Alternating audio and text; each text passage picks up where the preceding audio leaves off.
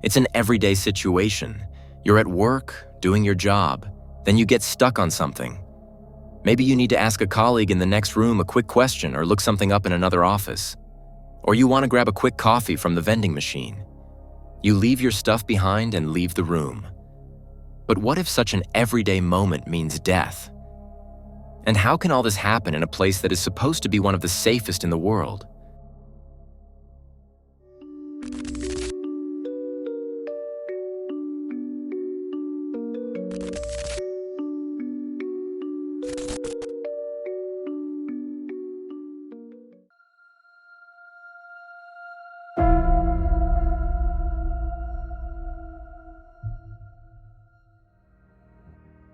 It is April 22nd, 2020, 1 p.m. This is the last time Vanessa Guillén is seen, in a parking lot at her military base in Fort Hood. The 20-year-old is stationed with the U.S. Army in Texas. Fortunately, Fort Hood is not far from her hometown of Houston. She lives in Fort Hood during the week and drives about 3 hours to Houston on weekends to spend time with her mother and siblings. April 22nd is a Wednesday. Vanessa has only 3 more days of work before she returns home. On this day, Vanessa is working in the weapons and ammunition room. This is her usual place of work. But there are several weapons rooms on the premises. Vanessa needs to check something and has to go to another room. A colleague of hers works there. She goes over to him and he gives her the necessary information and a few papers. According to him, it will only take a few minutes, but Vanessa never returns to her original workplace. Vanessa's keys and wallet are later found in the weapons room where she worked that day. She seems to have only taken her cell phone with her. This proves that Vanessa really only wanted to check something in the other weapons room. But something must have happened on the way between the 2 warehouses. In the middle of a military base, which should be safer than any other place. In the early afternoon, Vanessa's relatives begin to wonder where she is. She's usually in constant contact with her 4 siblings. That's why Vanessa's relatives start to worry in the early afternoon. Then one of Vanessa's sisters receives a message from Vanessa's fiancé, Juan. He hasn't been able to reach her since lunchtime either. The messages he sends her are marked as delivered, but she doesn't respond. At first, Juan thinks Vanessa might be busy at work, but it's been several hours now. Vanessa's sister decides to call the military base. However, the sergeant in charge can't tell her anything either. No one has seen Vanessa since lunchtime. She left her workplace at some point and simply didn't return. One of Vanessa's sisters and Juan therefore drive to Fort Hood together in the evening to look for Vanessa themselves. They arrive in the middle of the night and can't do much at first. The 2 spend the night in a nearby hotel and drive straight to Fort Hood in the morning. Vanessa still hasn't shown up and no one can reach her. The Guilléns are unable to get hold of anyone at the military base. Although no one has any idea where Vanessa is, no one seems to feel responsible for her. So her family is forced to take matters into their own hands.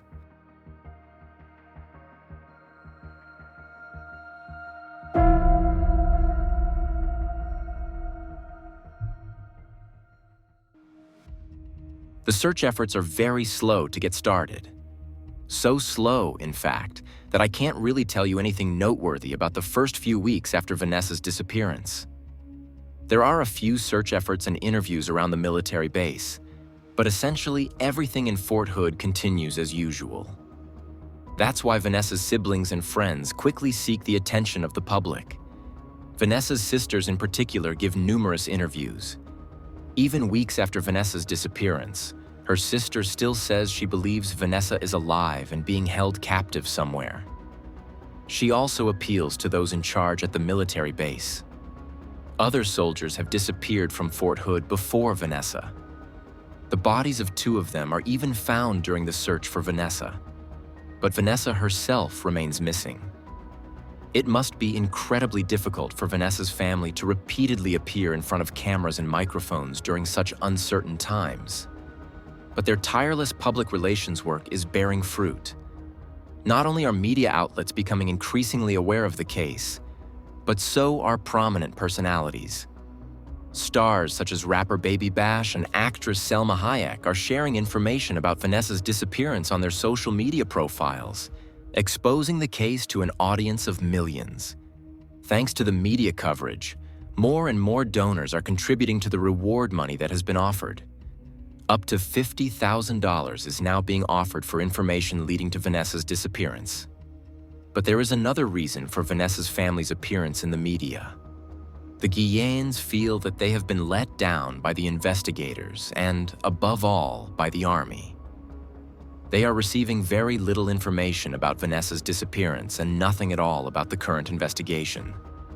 So they are hoping to put some pressure on the media. There have been incidents at the military base in the past.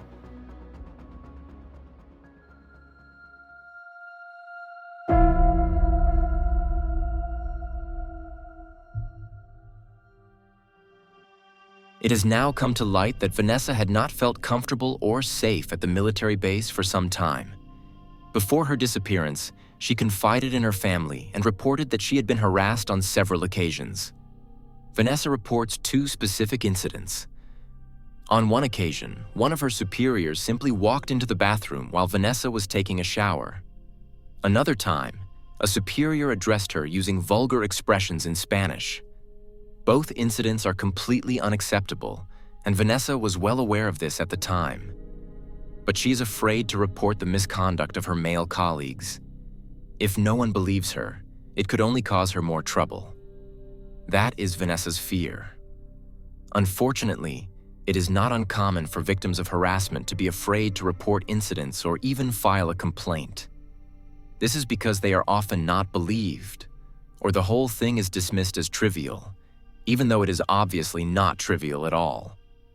Unfortunately, this seems to have happened before at Vanessa's military base. It is said that female soldiers had already complained in the past about the superior who is also alleged to have harassed Vanessa. However, his misconduct has had no consequences. Incidentally, this is by no means an isolated case, but obviously a structural problem. Approximately 1 in 4 women in the U.S. military has experienced harassment, and 1 in 16 has experienced direct assault. When the press reported that Vanessa had been harassed at the military base before her disappearance, the hashtag #IamVanessaG spread on social media. Mainly women, but also some men, share their own experiences of assault in military service under this hashtag. Vanessa's story has given those affected the courage to share their experiences. It was only in 2015 that an unbelievable case occurred in Fort Hood, Vanessa's home base. A soldier is said to have set up a kind of sex trafficking ring. Sergeant Gregory McQueen specifically targeted young female soldiers in financial need and referred them to wealthy soldiers who paid for sexual services.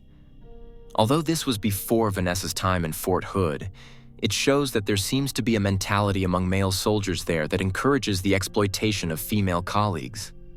Vanessa herself was afraid of getting into trouble if she complained about her colleague to the authorities.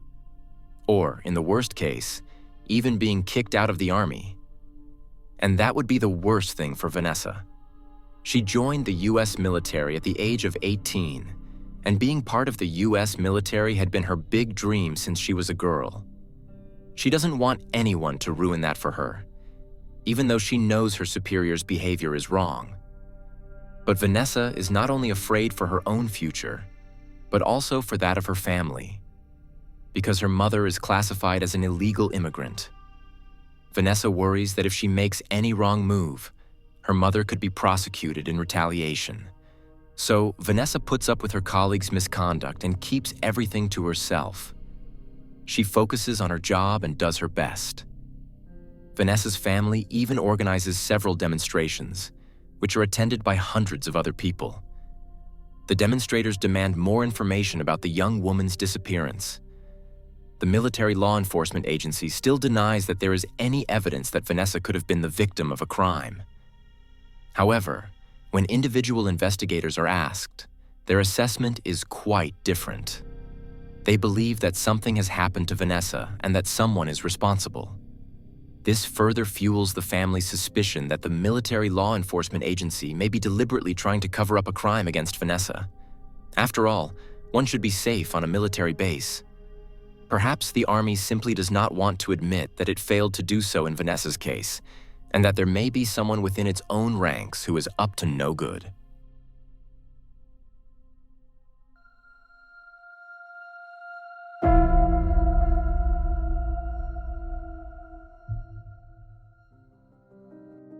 On June 30th, several construction workers are busy at a construction site near the Leon River. They are supposed to erect a fence and have to dig up some soil in certain places to finish the foundation. However, at around 1 p.m., they make a discovery that brings all construction work to a halt. They have stumbled upon human remains. The police are called and confirm the construction workers' assumption. The area is cordoned off and digging begins in several places. The police find decomposed body parts scattered across the site. They have been embedded in a cement-like substance and buried. The area had already been searched on June 21st after a burning plastic box was found there. At the time, there were even concrete fears that the matter could be connected to the Vanessa Guillén case. But neither the police nor the sniffer dogs had detected the smell of a dead body 9 days earlier. Apparently, the cement had done its job. On the same day, in the afternoon of June 30th, something happens in Fort Hood. One of the soldiers suddenly takes off. He flees. The police put 2 and 2 together and suspect that he is now trying to get away because he is the perpetrator, following the discovery of Vanessa's presumed remains. The soldier in question is a 20-year-old named Aaron David Robinson. The police take up the chase. At the same time, calls between Aaron and his girlfriend are tapped. Aaron sends his girlfriend screenshots of articles about the discovery at Leon River, and in a phone call he tells her, "Baby, they found pieces." This clearly refers to Vanessa's body, and Aaron is convicted. The following night, Aaron is found at 1:27 a.m. on East Rancière Avenue. He's sitting in his car, allowing the officers to surround him. But when the police try to talk to him, Aaron Robinson pulls out a gun and shoots himself in the head. He is dead instantly. With this act, Aaron has somehow implicitly confessed, even though he can no longer be questioned. However, any doubts about his guilt are dispelled when the police check where Aaron was working on the day of Vanessa's disappearance. You may already have guessed. In the armory where Vanessa wanted to check something on April 22nd. Aaron told the police at the time that Vanessa had stopped by briefly to pick up some papers and then left. As it now turns out, that was probably a complete lie. The last person to see Vanessa alive also appears to be her killer. Her killer, who is now himself no longer alive. Nevertheless, the police managed to make decisive progress with their investigation in the course of July 1st. In the afternoon, an arrest is made. 22-year-old Cecily Aguilar is taken into custody. Initially, the media reports that she is the ex-wife of a soldier at Fort Hood, and that is true. However, as the interrogations reveal, Cecily is or was also the current girlfriend of Aaron David Robertson.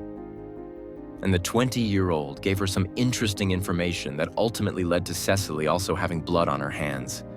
Cecily reports that Aaron confessed to her one evening that he had killed a female soldier at Fort Hood and taken her body to nearby Bell County.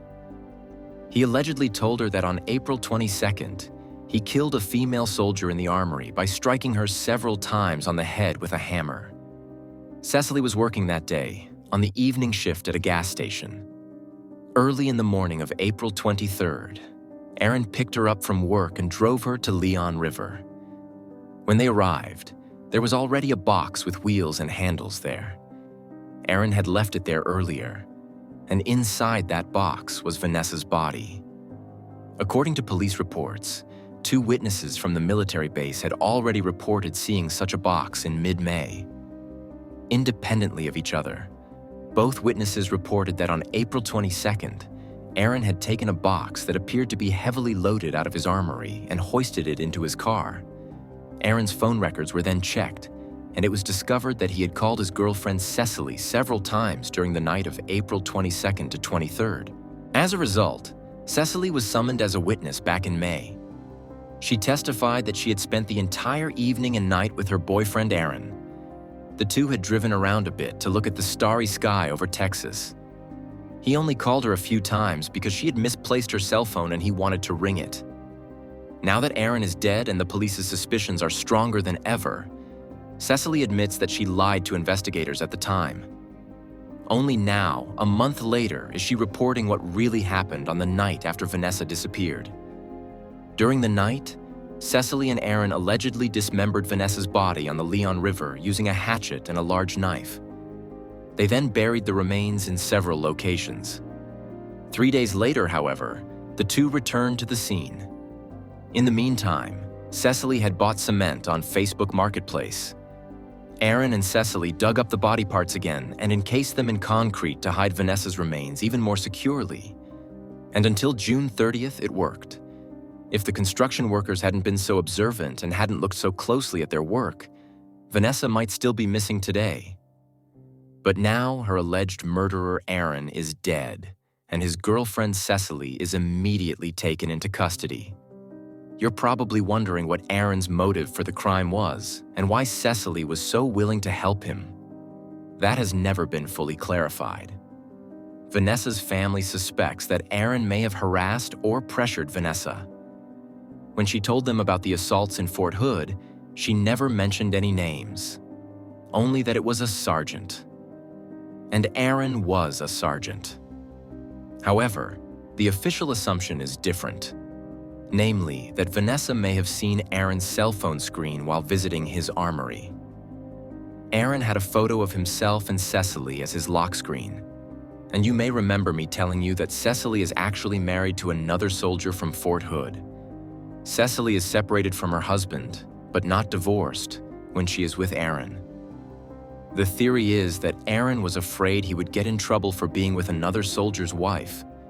There are so-called brotherhood rules in the Army, and apparently one of them is that you shouldn't have anything to do with other soldiers' wives.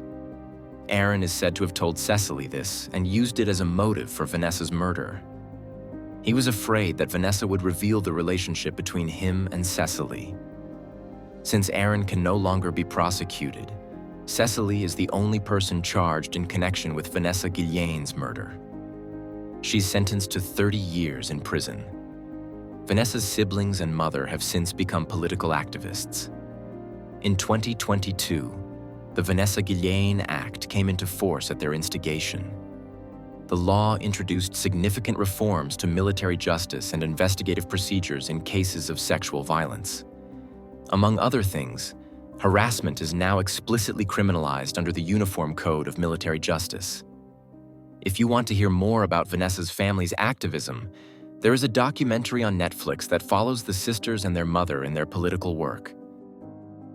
And if you enjoyed this video, please leave a like or a comment. Any interaction increases the likelihood that the video will be recommended to people who haven't subscribed to Insólito yet. And that helps me immensely. Other than that, there's not much else to say. Have a great morning, afternoon, or evening, depending on when you're watching this, and I hope to see you again in the next video. Until then, ciao everyone.